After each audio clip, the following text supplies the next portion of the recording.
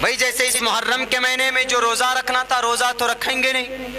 ہم مسلمانوں کو اپنی اہل و عیال پر وسعت کرنا چاہیے, رزق کے اندر اچھا کھانا بنانا چاہیے, کثرت عبادت ہونی چاہیے. تو ان کاموں کو نہیں کریں گے, رکشے پر ساکیل پر ٹھیلے پر ڈال کر کے بس چلے جائیں گے تعزیہ بنا کر کے.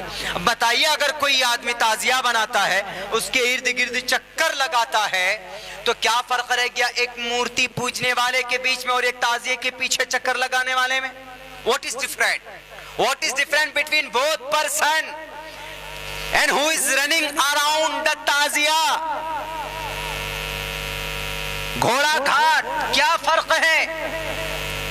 کوئی اگر پتھر کو تراش کر مورتی کو پوجتا ہے تو and we are saying, ہم یہ کہتے ہیں, ہم یہ کہہ دیتے ہیں کہ you are a kafir, you are a disbeliever, you are a pagan, کہ تم کافر ہو, تم مشرک ہو. کیوں؟ کیونکہ تم مورتی کو پوجتے ہو کہ جو کہ بے جان ہے, ان کے سامنے مقدس پیشانی کو جھکاتے ہو. اور کچھ پڑھے لکھے ہوتے ہیں تو وہ کہتے تھے اندنت مہاپریوشنتی سمبھوتی مپاستی تتوبھویائی ویوتی تمویو سمبھوتی آمرتا. بے جان چیز کو پوچھتے ہو, نرک میں چلے جاؤ گے. یہ منتر تمہیں کہہ رہا. وہ کہتا کیوں؟ کہتا اس لیے کہ ایکو دیوہ سرو بھوتیشو گوڑہ, دیو ایک ہے, پرماتما ایک ہے, ایک کی پوجا کیوں نہیں کرتے؟ تو اگر وہ پوچھ لے کہ تمہارا بھی خدا ایک ہے, قل هو اللہ احد اللہ الصمد لم یلد ولم یولد ولم یکن لہ کفوا احد, جب تمہارا اللہ ایک ہے تو تم اس تعزیے کے پیچھے کیوں منت مانگتے ہو, کیوں چکر کاٹتے ہو, کیوں پریکرما کرتے ہو, کیوں طواف کرتے ہو؟ What's reason?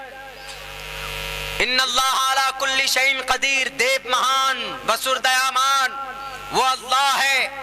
وہ جب خود کہتا ہے ادعونی, مجھے پکارو, میرے پاس آ جاؤ, جسٹ کلوز می, جسٹ کلوز می, میرے پاس آ جاؤ, کال می, مجھے پکارو, میں تمہاری ضرورت پوری کروں گا. استجب لکم, اللہ خود کہہ رہا ہے. جب سی ایم صاحب خود کہیں کہ آؤ میرے پاس فنڈ لینے کے لیے میں تمہیں دے دوں گا, تو مکھیا member M L A MPs کے گھر کے چکر لگانے کی کیا ضرورت ہے؟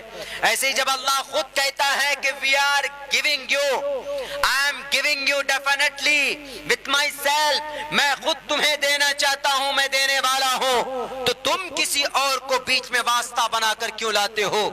اتعبدون ما تنحتون, ایسی چیز کی عبادت کرتے ہو جس کو تم نے اپنے ہاتھوں سے بنایا ہے. کوئی فرق نہیں رہ جائے گا ایک مورتی پوجنے والے میں اور ایک تعزیہ پوجنے والے ایک مسلمان میں. ہماری کمی ہے, ہماری خامی ہے جو ہم قرآن کریم کو لٹکا دیتے ہیں, طاق پر رکھ دیتے ہیں, شریعت کو اٹھا کر پھینک دیتے ہیں, تب جا کر اس پر کوئی قانون بنتا ہے تو اس کے بعد ہم چیختے ہیں کہ ہمارے قرآن کے خلاف, ہماری شریعت کے خلاف مولانا قانون بنا دیا گیا. ہم عمل نہیں کریں گے تو قانون نہیں بنے گا, تو کیا بنے گا؟ پرمیشن دی جائے گی اس پر عمل کرنے کی. ذرا سوچنے کا مقام ہے میرے مسلم بھائیوں. کتنے سارے خرافات موجود ہیں ہمارے درمیان میں, ہمارے بیچ میں, جو ہم لوگ کرتے ہیں, ان کو ختم کرنے کی کوشش نہیں کرتے.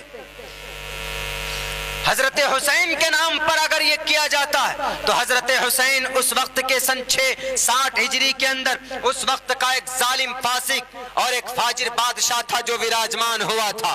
حضرت معاویہ رضی اللہ تعالیٰ عنہ کے بیٹے جو انہوں نے ان کو امارت دی تھی, انہوں نے ان کے ہاتھ میں باغ ڈور سنبھالا تھا, وہ اس لیے کہ اس وقت ان کی نیت صاف تھی, اس وقت وہ صحیح تھے.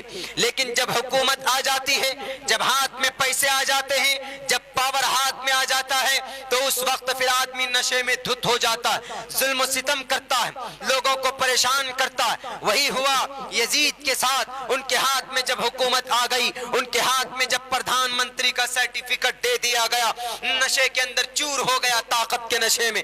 انہوں نے کہا کہ اگر حسین نہیں مانتے, اگر حسین مجھے نہیں مانتے تو ان کا محاصرہ کر لو, ان کو house of rest of house کر لو, ان کو مقید کر دو کسی جگہ کے اوپر, کوفہ, اور that is located just near by Iraq. Iraq کے اندر یہ کوفہ اور یہ کربلا پایا جاتا ہے, جہاں پر عبید اللہ بن زیاد کی نگرانی کے اندر کہا گیا کہ حسین آپ وہیں پر رک جائیے, آپ کو آگے بڑھنے کی اجازت نہیں. حضرت حسین رضی اللہ تعالیٰ عنہ نے کہا کہ مجھے تھوڑی سی مہلت دے دو, مجھے اجازت دے دو, 3 آپشن میرے سامنے, مجھے کسی اسلامک علاقے کی طرف جانے دے دو, یا مجھے یہ راستہ میرے لیے چھوڑ دو, میں چلا चला जाऊंगा, मैं तुमसे जंग नहीं करना चाहता, मैं तुमसे क़िताल नहीं करना चाहता।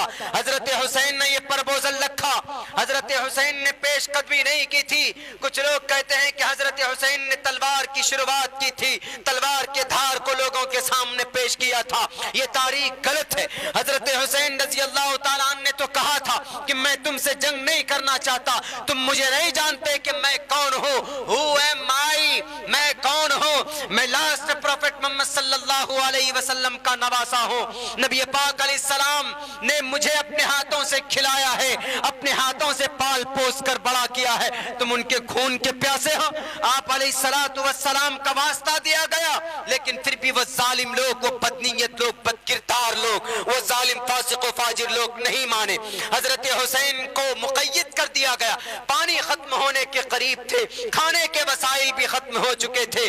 10 मुहर्रम को आशुरा के दिन सुबह फजर की नमाज पढ़ने के बाद हजरत हुसैन ने बिलाखिर इस्लाम की सरबलंदी के लिए, इस्लाम को बचाने के लिए, इस्लाम की अदालत, सदाकत, वहदानियत का प्रचार के लिए, आज ताजिया निकाल कर बदनाम करने वालों, 60 हिजरी के अंदर मुहर्रम की 10 तारीख के उस वाक़े को याद करना। हजरत हुसैन रज़ी अल्लाह तआला अन्हु अपने नजरों के सामने 72 लोगों को शहीद कर दिया गया।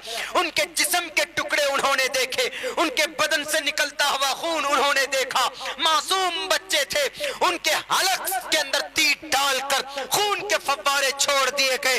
उनको देखा तड़पता हुआ हजरत हुसैन रज़ी अल्लाह तआला अन्हु ने, लेकिन उन्होंने कहा कि मैं अपनी जान को कुर्बान तो कर सकता हूँ, इस्लाम की शरीयत को ना तो मैं मिटने दूंगा। इस्लाम के झंडे को थाम कर उन्होंने रखा। हजरत हुसैन रज़ी अल्लाह तआला अन्हु को बिलाखिर वक्त में, शाम के वक्त में, उनके गर्दन को, उनके सर को तन से जुदा कर दिया जाता। सिर्फ यही नहीं बल्कि नेज़े के अंदर उठाया गया और उबैदुल्लाह बिन ज़ियाद उठाते हुए आगे आगे हजरत हुसैन रज़ी अल्लाह तआला अन्हु का सर मुबारक है और पीछे उनकी पूरी लश्कर है। औरतों को बंदी गया था। इस वाक़े को याद करते तो आज शराब पीकर तुम हजरत हुसैन के नाम पर या याशी ना करते, ये इस्लाम को बदनाम न करते, ये जुलूस के नाम पर इस्लाम की सदाकत के ऊपर आंच आने ना देते। 1400 साल के आज के उम्मत मुस्लिमा के जयालो, आपकी अगर जवानी वाक़ईतन, आपका अगर ज़मीर जिंदा है, आप अपनी जवानी को अगर आप पाक करना चाहते हो, अपनी जवानी को काम में लाना चाहते हो, तो हजरत हुसैन ने शरीयत को बचाने के लिए अपनी जान की कुर्बानी दी थी। कम से कम इतना तो करो कि हजरत हुसैन की कुर्बानी को फरामोश मत करो, उनको बदनाम न करो। इस मुबारक महीने के अंदर उबैदुल्लाह इब्न ज़ियाद पहुंचता है, दस्त के अंदर सजा कर पेश किया गया यजीद के सामने। वो भी रोया जरूर था, नेज़े से उनके सर को हिलाया गया, कुर्बान जाइए।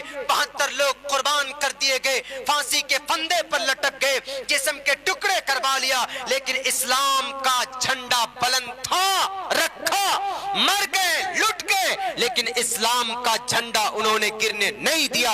आज हम मुसलमान क्या करते हैं? उस वक्त मैदान में फजर की नमाज पढ़ी गई, तहज्जुद की नमाज पढ़ी गई हजरत हुसैन की इमामत के अंदर। आज मेरे मुस्लिम जवानों, हमारी जवानी कहां पर है, हमारी पूरी ताकत कहां पर है? आज या तो हम जुलूस के पीछे कुछ हमारे जवान चले जाते हैं, ढोल बजाने के पीछे चले जाते हैं, या तो कुछ जवान ऐसे जो व्हाट्सएप, फेसबुक के अंदर और इंस्टाग्राम के अंदर और टेलीग्राम के ऊपर अपनी जवानी को तबाह कर देते हैं, उल्टी सीधी वेबसाइट पर पहुंचते हैं, पोर्न वीडियोस देखते हैं और अपनी जवानी को तबाह कर डालते हैं। कभी नमाज पाबंदी से हम नहीं पढ़ते। द नमाज to pray, offer salah in 5 times a day.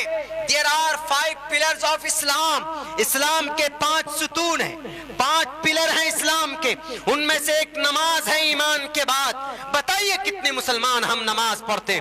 जब हम नमाज नहीं पढ़ेंगे, ऐसे वक्त में जब आजादी है पूरी नमाज पढ़ने की, अल्लाह ऐसे माहौल को पैदा कर देगा कि आपको नमाज पढ़ने की भी इजाजत नहीं दी जाएगी। इस मुल्क हिंदुस्तान के अंदर सिचुएशन ऐसा ही बना दिया गया। Please like and subscribe my YouTube channel.